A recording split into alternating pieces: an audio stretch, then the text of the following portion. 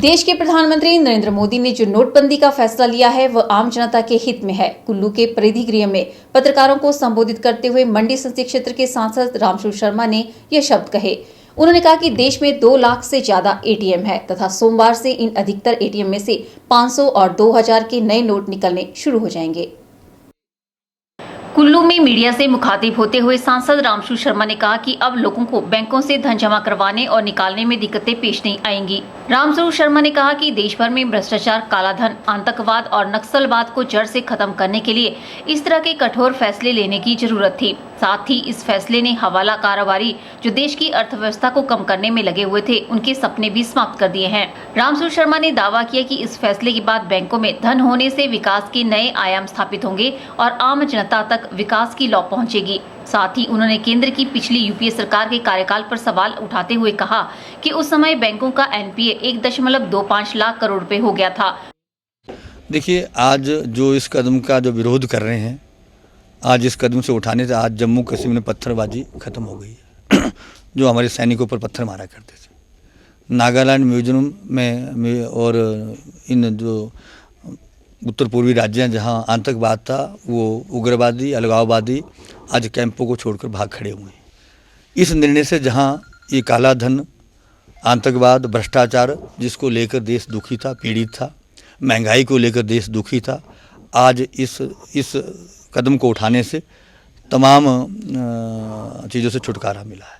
देखिए, जब यूपीए सरकार थी तो 1.25 लाख करोड़ का एनपीए हुआ था। तमाम धन बैंकों से जो था वो बिल्कुल जिसे कहते हैं कि वो जाया गया था। लेकिन जो हमारे जो संपन्न राष्ट्र हैं, जो अमेरिका की बात करें, जनता का धन 90% राशि जो धन है वो बैंकों में वो करता है।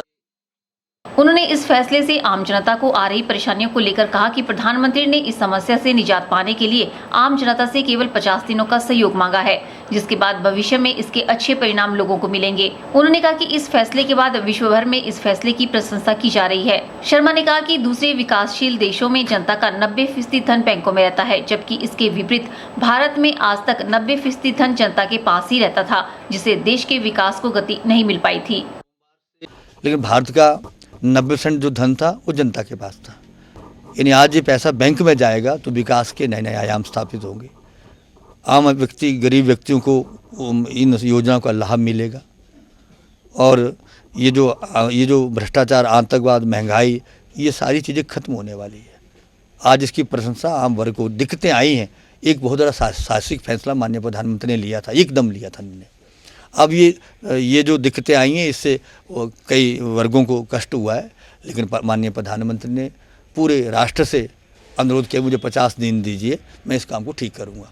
क्योंकि ये चुनाव बड़े निष्पक्ष होंगे, जो उम्मीद हम करते थे कि बहुत ज़्यादा पैसा चुनाव में खर्च किया जाता है, नेता खर्चते हैं, जनता में बांटा जाता है। और मुझे विश्वास है कि अब ये जो माननीय प्रधानमंत्री ने जो ये कदम उठाया नोटबंदी का, इससे कई कष्ट दूर होंगे, कई रोग दूर होंगे।